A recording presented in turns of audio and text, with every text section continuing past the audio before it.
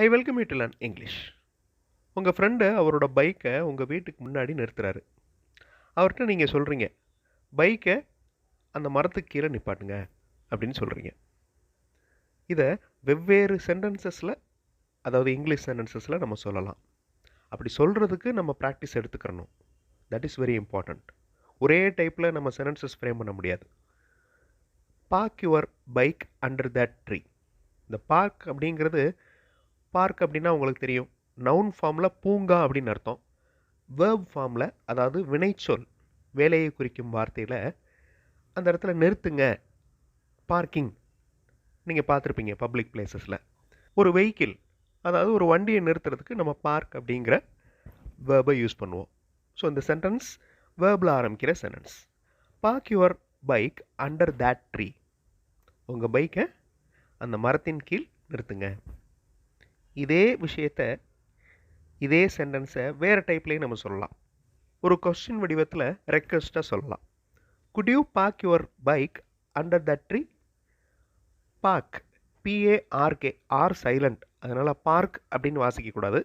Park. Could you park your bike under that tree? உங்களுடைய பைக்கை அந்த மரத்துக்கு கீழே நிறுத்த முடியுமா?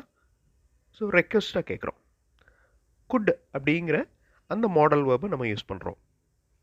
ஸோ 2 டைப்ஸ் நம்ம பார்த்துருக்கோம். அடுத்து வேறு மாதிரி எப்படி சொல்லலாம்?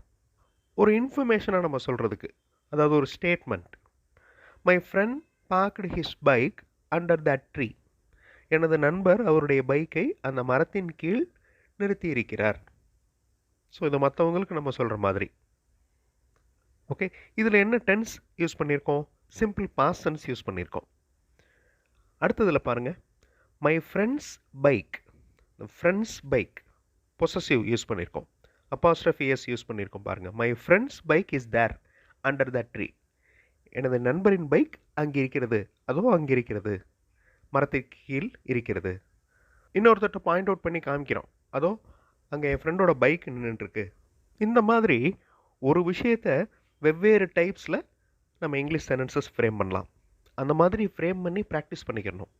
ஏன்னா ஒவ்வொரு நேரத்தில், ஒவ்வொரு சுச்சுவேஷனில் ஒவ்வொரு மாதிரி நம்ம பேச வேண்டியது இருக்கும். So park your bike under that tree, அந்த ஃப்ரெண்டுகிட்டே சொல்கிற மாதிரி. Good you park your bike under that tree, இது ரெக்வெஸ்ட்டாக சொல்கிற மாதிரி. My friend parked his bike under that tree. இந்த இடத்துல ஹிஸ் அப்படிங்கிற ப்ரோனவுன் யூஸ் பண்ணியிருக்கோம் பாருங்கள். அது எப்படி மாறுது, அந்த ப்ரோனவுன் எப்படி மாறுது அப்படிங்கிறத நம்ம இங்கிலீஷ் ரீடிங் மூலமாக நிறையா தெரிஞ்சுக்கலாம். So English reading is very important to speak English. நிறைய இங்கிலீஷ் சென்டென்சஸ் வாசிக்க தான் இங்கிலீஷ் சென்டென்சஸுடைய ஸ்ட்ரக்சர் நம்மளுக்கு இன்டைரக்டாக மனப்பாடமாகும். இதை நான் நிறைய வீடியோஸில் சொல்லியிருக்கேன். இதுக்கு முன்னாடி ப்ரீவியஸாக பப்ளிஷ் பண்ண வீடியோஸில் இங்கிலீஷ் ரீடிங்குடைய இம்பார்ட்டன்ஸை நான் சொல்லியிருக்கேன்.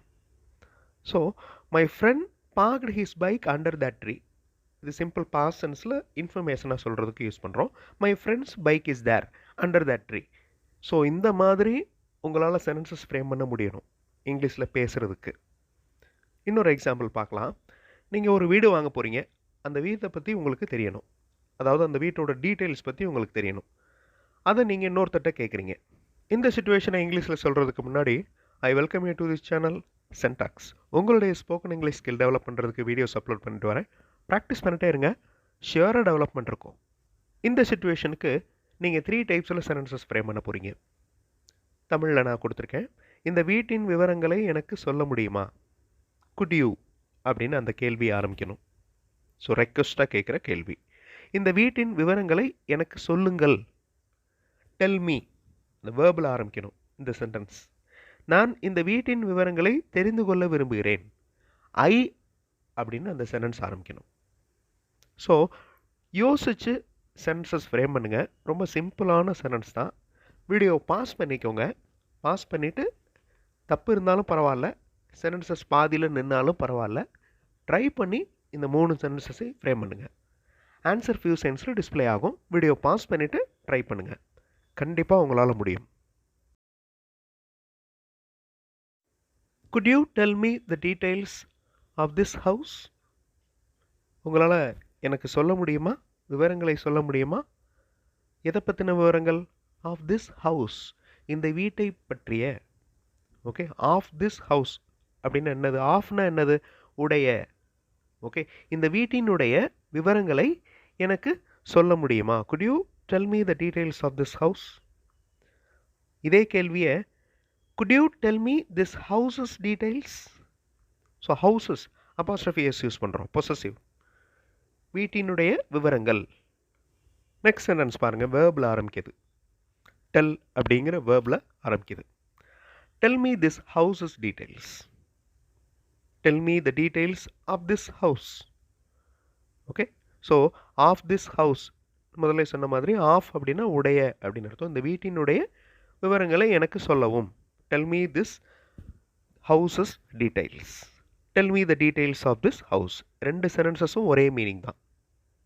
இதில் மேக்ஸிமம் எந்த சென்டென்ஸை நம்ம பேசுவோம், எந்த சென்டென்ஸ் யூஸ் பண்ணுவோம்? செகண்ட் சென்டென்ஸ் தான், tell me the details of this house. So 2 டைப்ஸில் நம்ம இந்த சிச்சுவேஷனுக்கு சென்டென்சஸ் ஃப்ரேம் பண்ணியிருக்கோம். இதே மாதிரி நீங்களும் ட்ரை பண்ணணும். Okay, could you tell me the details of this house? இது ரெக்வெஸ்ட்டாக கேட்குற question. Tell me the details of this house, இது வேர்பில் ஆரம்பிக்கிற ஒரு சென்டென்ஸ். அடுத்து, நான் இந்த வீட்டின் விவரங்களை தெரிந்து கொள்ள விரும்புகிறேன். ஐ அப்படின்னு ஆரம்பிக்க போதும் இந்த சென்டென்ஸ். ரொம்ப சிம்பிளாக நீங்கள் ஃப்ரேம் பண்ணியிருப்பீங்க. சென்டென்ஸ் பாதியில் நிற்கிது, என்னால் இந்த சென்டென்ஸை ஃப்ரேம் பண்ண முடியல அப்படின்னு இருந்தாலும் பரவாயில்ல. இப்போ இந்த வாக்கியத்தை பார்த்ததுக்கப்புறம் அந்த சென்டென்ஸ் ஃப்ரேமிங் டிஃபிகல்ட்டி மறுபடியும் வராது. அதாவது இந்த மாதிரி உங்களால் இன்னொரு வாக்கியம் ஈஸியாக ஃப்ரேம் பண்ண முடியும். I would like to know the details of this house. Okay, I would like to know the details of this house. ரொம்ப சிம்பிள்.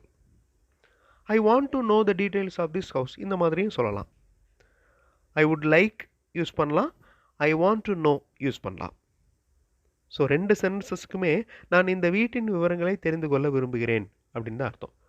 ஸோ உங்களுக்கு எந்த சென்டென்ஸ் ஈஸியாக இருக்கோ அதை ஃபாலோ பண்ணுங்கள். That's all.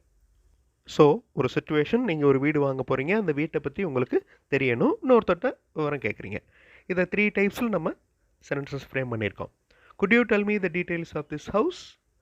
ஸோ ஆஃப் அப்படின்னா உடைய. Tell me this house's details. இந்த சென்டென்ஸில் ஹவுஸஸ் அப்போஸ்ட்ரோஃபி எஸ் யூஸ் பண்ணியிருக்கோம். Tell me the details of this house, again of use பண்ணியிருக்கோம். I would like to know the details of this house. நான் அந்த வீட்டை பற்றின டீட்டெயில்ஸை தெரிந்து கொள்ள விரும்புகிறேன். இன்னொரு சிச்சுவேஷன் பார்க்கலாமா? இதுலேயும் உங்களால் சென்டென்சஸ் ஃப்ரேம் பண்ண முடியும், ரொம்ப ஈஸியாக ஃப்ரேம் பண்ண முடியும். நீங்கள் உங்கள் ஹையர் அஃபிஷியல்கிட்ட எல்லா ஃபைல்ஸையும் நான் செக் பண்ணிட்டேன், நீங்கள் சைன் பண்ணலாம் அப்படின்னு சொல்ல போகிறீங்க. அடுத்த வீடியோவில் இந்த சிச்சுவேஷனுக்கு சென்டென்சஸ் ஃப்ரேம் பண்ணி ப்ராக்டிஸ் பண்ணலாம். சென்டாக்ஸ் ப்ளஸ் அப்படின்னு இன்னொரு சேனல் இருக்குது. அந்த சேனலில் இங்கிலீஷ் மாடல் சென்டென்சஸ் இருக்கிற வீடியோஸ் இருக்குது. அந்த சேனல் வீடியோஸும் பாருங்கள், கண்டிப்பாக உங்களுக்கு யூஸ்ஃபுல்லாக இருக்கும். ஐ தேங்க்யூ ஃபார் வாட்சிங் திஸ் வீடியோ. அடுத்த வீடியோவில் பார்க்கலாம். ப்ராக்டிஸ் பண்ணுங்கள், ஷியராக டெவலப்மெண்ட் இருக்கும்.